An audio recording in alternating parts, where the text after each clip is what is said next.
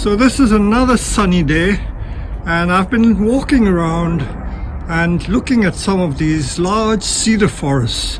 We have in fact two large cedar forests. This is that very famous one, which is almost, I would say, 4'6" high, and that is about 4'6", about 1.5 meters tall.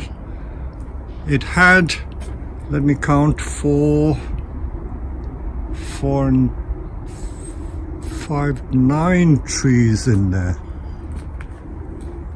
4 and 5, 9 trees, one of which has died. But I used to show this group for many years at our collection at the Royal Horticulture Society's gardens in Wisley. Very much admired, and it's due for repotting. This lovely group was made only about 10 years ago, and from the third or fourth year it was shown extensively at Wisley. So I have a lot of these cedars. This in fact is, I think, a cedar of Lebanon, but I think it could also be the brevifolia, the very small foliage cedar. So look at it, it's beautiful. It's almost like the cocoa pine. So this is a variety that does reduce in leaf size or needle size, and because they're tall straight trees, they're not often wired into an S shape, so they are ideal subjects for making a forest. I will just walk over and show you another one that I made only about 3 years ago. Now this cedar forest is made from the same material, and this was made about 3 years ago, and you can see that it's already well established. The trees are not as straight as the other one. Of course, the value of the other group is about 4 or 5 times this one, because that's much more beautiful. But nevertheless, it's still a very beautiful group. And this group has just been trimmed. I don't do any wiring to it. All I do is trim the ends. So those are the trimmings I've done this morning. So I've trimmed it back to shape. So it's already looking a bit smart. And I will now show you the raw material from which these are made, because I'm going to make 2 more groups. So let's go to my growing field and pick out a few trees for making 2 more groups. So here I am walking out to my field. We've been very lucky this year. This winter hasn't been hard at all. In December we had very mild temperatures. Today is the 7th of January, and the temperature, believe it or not, is 13 degrees centigrade. And up in Scotland they've got 16 degrees. So I don't like to blame it all to climate change, but the climate is doing all sorts of weird things. So this is the area where we grow our cedars. That is a Scots pine, but these are the cedars that we just grow in ordinary flower pots. And although they're grown in flower pots, they still grow at the rate of knots. So you always have to keep control of it. Look at that, I've had to chop that off because it was reaching to the sky. That tree is every bit 6 foot tall. And I'm going to air layer it because there's lots of lovely branches which would be a shame to cut off. Cedars air layer extremely easily, so within 6 months I could easily get a very nice tree just by air layering. So I still have about 30 or 40 of these cedars left. They were grown from young seedlings when they were no thicker than a pencil and about 4 or 5 inches tall, and in the last 15 years they've become 4, 5, some of them 6 foot tall, just by growing in pots, progressively planting them in bigger and bigger pots. Some of the cedars I notice have quite long needles, so this is certainly, I would say, cedar of Lebanon. But there are some which have very small and very congested needles, like this one. You know, the needles are really tight. So I think this could be the brevifolia. So looking through this batch of cedars, I've picked out a few. You notice that because they are bare stem, they are ideal for making forests. They don't have many branches low down, so that doesn't worry me, because in a forest you don't need them. But I also know that by trimming the tops I can make it bud back.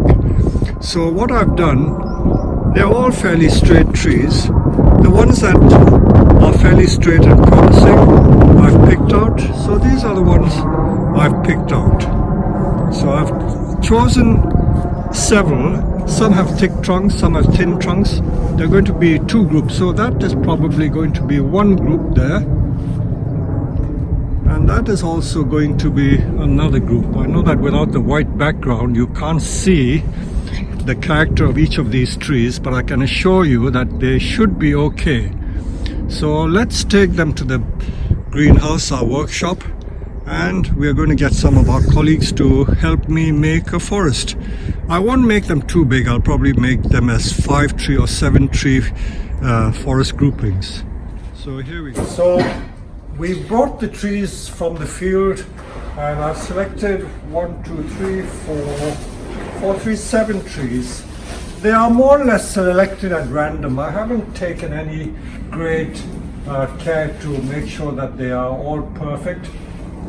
But as you know from watching a lot of these videos, when we make the forest groups, we use fairly inferior trees. And this is what the trees for forests are usually made from. They're not the perfect trees. They're trees that are not good as individual trees. So when they're put together, the synergy of putting several bad trees together makes it good. So we have trees of different sizes. So this is what you should always try and aim for. That means get trees of different sizes. Try and find a large tree which will act as the principal tree, and then shorter trees to contrast with them. So we will take them out of the pots and we will tease the roots. And as for the pots, I thought that most of my forest groups are made in oval pots, so I will try and make it in a round pot for a change. There's no reason why I can't use a round pot. So before we go into that, we will tease the roots and see where we get. Okay, so if I ask Father Priya to come and help me tease the roots, we can take this grass out. We will do it here. I'll show you how it's done. And meanwhile, all the dead bits of twig we can get rid of.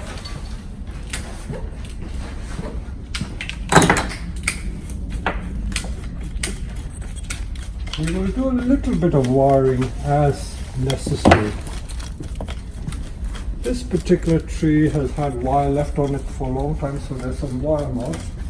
But no harm, the character of the tree is okay.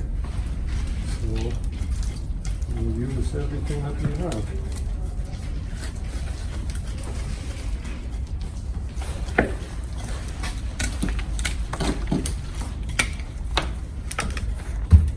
I'm not bothered so much about using gins for forest groups. Some people do use gins when they make a forest group.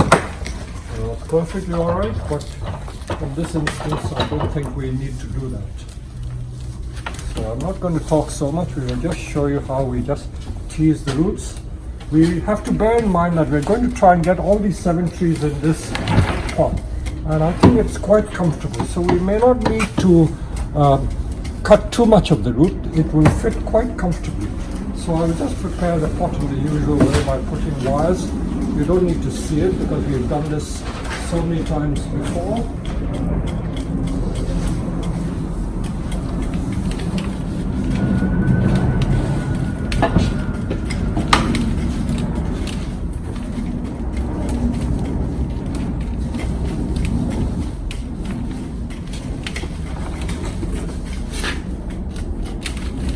Like most of our plants that are grown in pots, we just use ordinary garden commercial compost, which is really either sphagnum moss peat or cocoa fiber based, and a mixture of bark and peat. So I'm teasing the top so that I get to this root surface. You see how much root? There was 2 inches of trunk below there. So when we get the nebari, that's the time to stop. So it's a pretty compact little root ball there. So that one is done.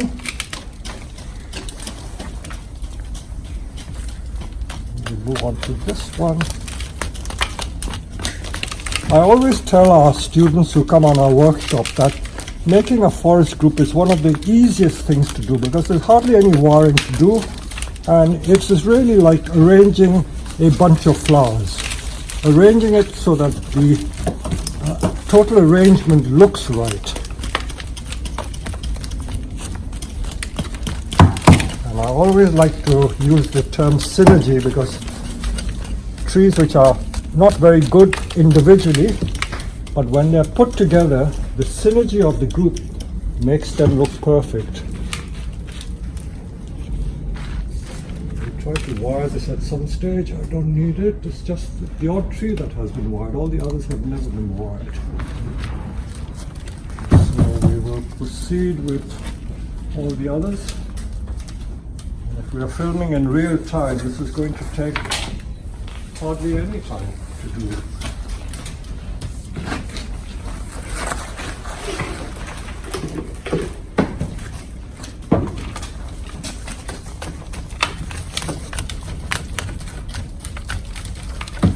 Since we're working so fast, I'd better prepare the pot, otherwise I'll run out of time.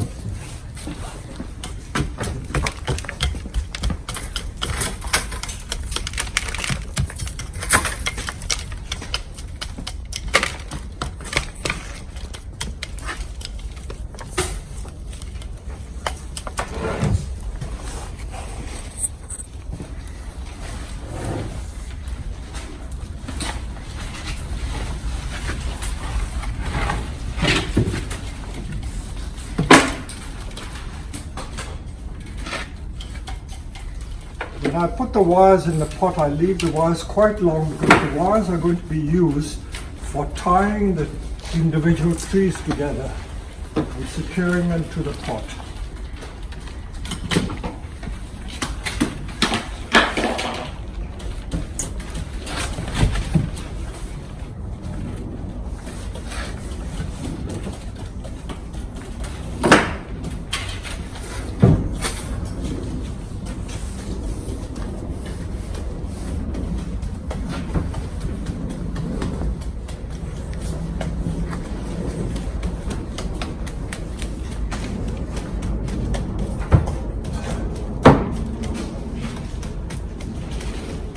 Now this is probably going to be the main tree or the principal tree. I don't want to get rid of most of these branches, but because they're springing up slightly, I'm going to wire them downwards so that it looks more like a proper conifer. So I'm going to use a few bits of wire to wire these branches before I put it together, and then bend them downwards.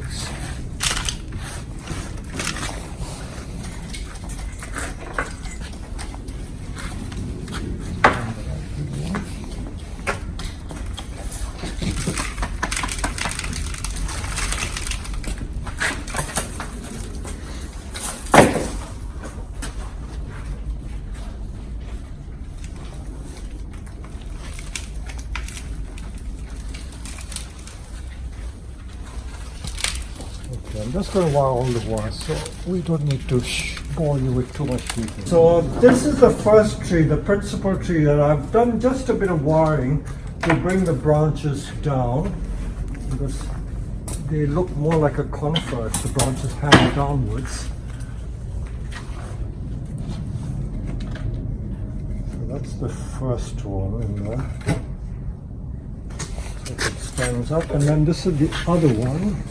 I'm just trimming this to see how it looks.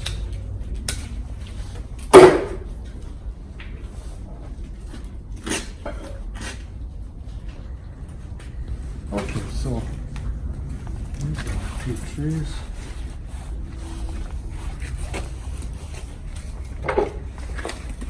There isn't a great deal of root, I think just sufficient, and in fact because the pot is so large, I'm not going to cut many of these roots, because if I don't need to cut it, why should I cut it? It fits the pot.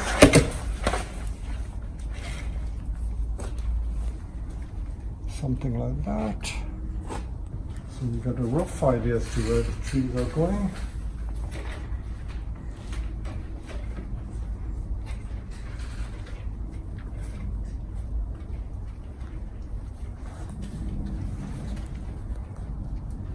So it's all by trial and error to see how they relate to each other.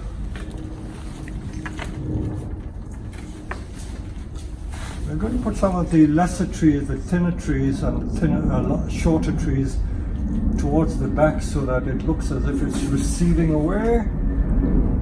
So this is roughly how it's going to look.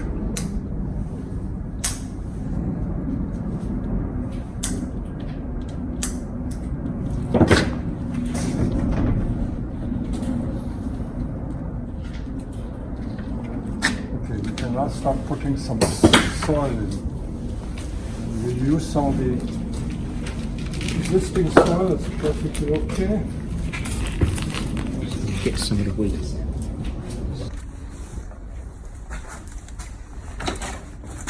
Right, we've got to the stage where we put all the trees in. We've now got to arrange the final position. I can't find the ends of the wires.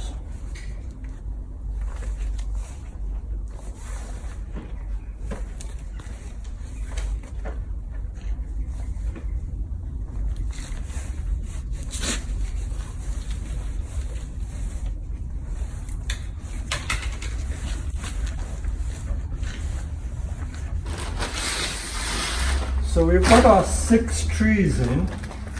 So the principal tree is this one. The principal tree is always the dominant or the large tree that defines the group.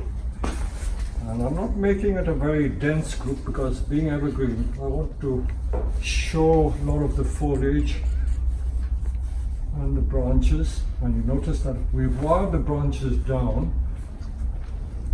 If some of them are not holding, I may do it again. And I think it looks alright. I may need to wire some of those down as well, but at least the main positioning seems okay. I don't want any crossing trunks, so those two are okay. Once we are satisfied with the positions, then we will tie it in, but we won't tie it in until we are absolutely satisfied. This is the smallest tree. We've got 6. I want to put 7 because then I think there is a better balance, although I always maintain that the numbers are not that critical, but with fewer numbers it may make a difference. Probably more to your left, Peter. I think if you're standing back here. That's better, yeah. We should be able to see all the trees without them crossing too much.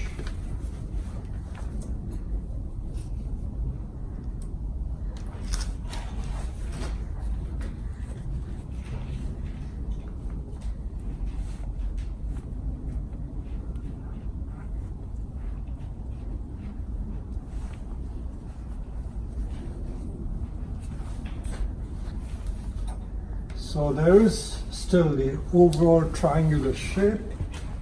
If we are fairly satisfied, then we will loop the wires round so that they maintain the relative positions.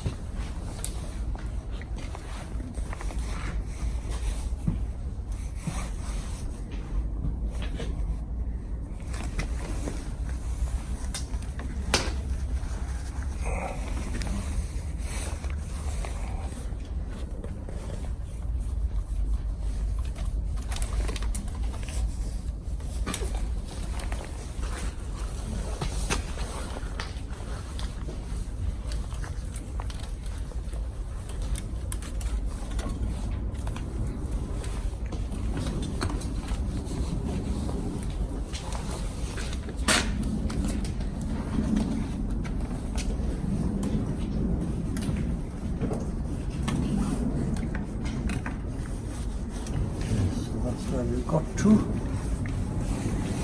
and once we are happy with it, we will then just fill the rest with soil. Right, I'm just wiring some of these branches down so that it looks more like some of these tall pines. So you can see what I've done here. It looks much better. I've created a little crown by bringing the top down. So I'm going to complete this part because these have to be wired. They're not yet wired. So they'll take some time. So I'm just explaining that there is a little bit of wiring to be done to these trees. Usually when people make these groups, they don't bother to wire the branches, but if you want perfection, then you should go to the trouble of wiring all the branches downwards. So we are creating pads in effect. So these are all pads like a juniper or pine. And I've got to do these. I won't bore you by showing you all that, but I'm going to do all that. So this is the result of what we've done yesterday. We placed the trees in position and we've wired most of the branches. So the object of creating this group was to create a type of pine image. In most of England, we find a lot of these tall Scots pines which are this shape. So this is very much like a clump of Scots pines that you will find growing in the English countryside. And it's a widely spaced group because in these sort of pine forests, the trees are not that closely compacted and grown together. So I've done the best I can to create the pine image by wiring the branches down, and I'll just tinker with some little more detail. The more you look, the more faults you can find, but considering that we did this in just a couple of hours, so it's not too bad. You can always refine it and tinker with it, but I think in a year's time this will grow much more and it will become quite nice. I've deliberately done something different because most forest groups are planted in long oval pots, but I've used a round drum pot, and it shows that even if you use a drum pot you can get the thing to look quite nice as a forest group. So I will now home in on some of the detail and show you some of the fine details that we've done here. So the apex of that tree you can criticize and say you can take that part off, but it's okay. And the wiring I've had to use in some cases 4mm wire to get the branches down. Creating the apex, nice round apex, not just a tiny point, is quite important. This little tree was a nondescript tree. It had just a tuft of branches at the back, but wiring the branches down, I've managed to use that. So that short tree was a contrast to the tall ones. And we can see most of the trees. So we have 7 trees, what we may call the Magnificent 7. And it seems to work quite well. Unfortunately, taking in 2 dimensions with a camera is never the same as seeing it in 3 dimensions in real life. The effect is completely different. Showing you some of the detailed wiring that we've had to do. And certainly within a year, or no more than a year, I would say most of these branches should be able to set in place. So the wires could be taken off after about a year, at the most say 2 years. And this should be a very nice group. And if you remember, we did not cut much root off because this pot was quite adequate in size. It's just a large mica drum pot.